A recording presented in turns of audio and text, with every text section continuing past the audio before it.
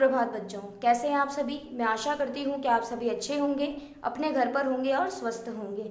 मैं कृपाली पीजीटी हिंदी विषय से स्प्रिंगडेल सीनियर सेकेंडरी स्कूल में आप सभी का स्वागत करती हूँ। आज हम पढ़ेंगे कक्षा 6 की पाठ संख्या 14, जिसका नाम है टूटा किनारा। ये एक कहानी है। इसका परिचय पहले जान लेते कि कहानी में क्या बताया गया है। ईश्वर उसी को सिद्धियां शक्तियां देता है जो कर्मशील होते हैं, यानी जो मेहनत करते हैं। परिश्रम में ही सिद्धियां बसती है। अपने कार्य को तन मन सच्ची श्रद्धा और विश्वास से करने वाला विनम्र किसान कितनी अलौकिक शक्तियों से भरा था, आइए इस पाठ में पढ़ते हैं। बहुत पुराने ज़माने की बात है। एक गरीब किसान था। उसके पास अपनी ज़मीन नहीं थी। वह दूसरों के खेतों में काम करता था। सुबह उठते ही खेतों में चला जाता और रात के अंधेरे में घर लौटता।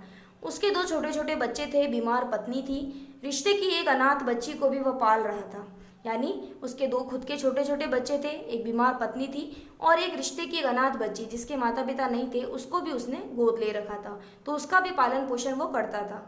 कमाने वाले हाथ केवल 2 थे और खाने वाले मुंह 5।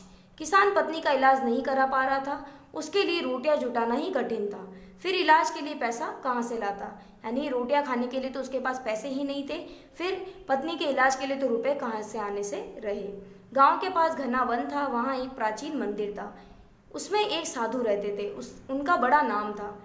उनकी सिद्धियों की चारों ओर चर्चा थी, यानी उन्होंने जो महानता हासिल की है उनकी चारों ओर चर्चा फैली हुई थी। किसान श्रद्धालु तो था, परंतु उसके पास भजन कीर्तन में जाने का समय ही कहाँ बच पाता था। दिन भर का थका घर आता तो पता ही नहीं चलता कि कब नींद आ जाती। सुबह चिड़ियों के चहचहाने पर आंखें खुलती और वह खेतों की ओर निकल जाता।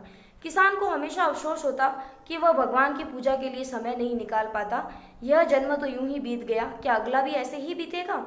उसे बहुत ही अफसोस होता है, यानी अपने किए पर पछतावा होता है, खेद होता है कि वो भगवान के लिए समय क्यों नहीं निकाल पाता है। ये जन्म तो इसका यूं ही बीत गया, क्या अगला जन्म भी ऐसे ही बिताना है। यदि ईश्वर की भक्ति करनी है तो उसे अपना ये जो जीवन है वो सही करना होगा।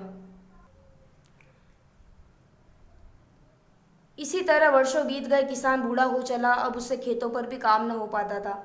फिर भी गुजारा तो करना ही था। मरता जीता किसी तरह जुटा रहता। इतने प्राणियों के लालन पालन की समस्या जो थी। एक बार मूसलाधार यानी बहुत ही भयंकर बारिश हो रही थी। गांव के पास से बहती नदी में बाढ़ आ गई। दूसरे दिन अचानक नदी का किनारा टूट गया। पानी गांव की ओर वेग से आने लगा। पानी गांव में घुसा तो सब साधु के पास दौड़े दौड़े आए। बोले, अब आप ही हमारी रक्षा करें, हमारा गांव डूब रहा है। यदि और पानी आया तो हमारे पशु बह जाएंगे, खेत खलिहान डूब जाएंगे। साधु को अपनी सिद्धि पर पूरा भरोसा था। वह गांव के लोगों के साथ नदी की ओर चल दिया। ज्यों ही साधु नदी पर पहुंचा, उसने अचरज से देखा बूढ़ा किसान अपने सारे परिवार के साथ टूटे किनारे पर मिट्टी डाल रहा है। घनघोर वर्षा हो रही थी, किंतु वर्षा की बूंदें उसके शरीर पर टिकती नहीं थी, फिसलकर नीचे गिर पड़ती थी। साधु ने अचरज से आंखें मली। ढेरों सिद्धियां उसके पास है, मगर ऐसी एक भी नहीं। वर्षा में शरीर न भीगे, कपड़े न भीगे, यह कोई मामूली सिद्धि नहीं थी। उसे लगा यह गरीब दिखने वाला किसान कोई बड़ा सिद्ध है। गांव वालों को उस किसान की सहायता करने को कहकर साधु वापस चला गया, किंतु उसे चैन नहीं मिला। बार बार उसे वह किसान याद आता रहा। वो सोचता रहा, साधु के ऐसा कैसे हो सकता है कि इतनी तेज वर्षा में भी ये किसान भीग नहीं रहा है। सुबह होने से पहले वह उठा, सीधा वहां पहुंचा जहां किनारा टूटा था। गांव वालों के एकजुट प्रयास ने स्थिति को अधिक बिगड़ने से बचा लिया था। वहां पहुंचकर साधु की आंखें किसान को ढूंढने लगी। तभी उसे एक और बैठा मिल आया।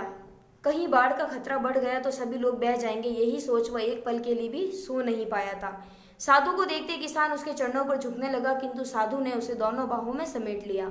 बोला, यह क्या कर रहे हो। मैं इतने वर्षों से तुम्हें देख रहा हूं। तुम ही एकमात्र व्यक्ति हो जो कभी भी मेरे मंदिर में नहीं आए हो। किसान ने हाथ जोड़कर कहा, मैं इस जीवन में कुछ भी तो नहीं किया, न दान पुण्य न पूजा पाठ। अब वो कह रहा है कि अगर जैसे तैसे करके मैं इस बाढ़ से बचा लूँ, मेरे गांव के लोगों को इस पर मिट्टी डालता जाऊं, तो शायद मैंने जो अपने जीवन में पाप किए हैं वो मेरे सारे धुल जाए। क्योंकि उसने दान पुण्य तो कभी किया नहीं अपने जीवन में, ना कभी भक्ति की, ना पूजा पाठ किया। तो वो सोचता है कि शायद इस नेक कार्य से ही मेरा जीवन सुधर जाए। सारी जिंदगी तो यूं ही नष्ट कर डाली। नहीं नहीं, तुम ऐसा क्यों सोचते हो। तुम्हारे पास जो सिद्धि है वो मेरे पास भी नहीं है। तुमने मुझसे भी अधिक तप किया होगा। साधु बोला। किसान हंसने लगा। बोला, कैसा तप महाराज। मैंने कोई तप नहीं किया। न मेरे पास कोई सिद्धि है, मैं तो सीधा साधा किसान हूँ, बस हर काम को भगवान का आदेश समझकर पूरी लगन से करता हूँ। कहते कहते उसका चेहरा दमकने लगा। साधु ने उसे ध्यान से देखा, लगा जैसे आदमी के रूप में देवता खड़ा है। फिर वह चुपचाप लौट गया। इस पाठ के जो कठिन शब्दार्थ हैं वो आपको आपकी कॉपी में लिखने हैं। इस प्रकार आपने देखा टूटा किनारा, जो बाढ़ आने पर जो किनारा टूट जाता है, उस किनारे को किस प्रकार मिट्टी डाल डालकर वो जो किसान है वो सही करता है, ये सोचकर कि उसने अपने जीवन में कभी कोई अच्छा कार्य नहीं किया, न दान पुण्य, न सेवा भाव, न भक्ति, कुछ भी ईश्वर की साधना कुछ भी नहीं करी, तो वो सोचता है कि शायद मैं ये नेक कार्य करके अपने जीवन को अच्छा बना सकूं। धन्यवाद।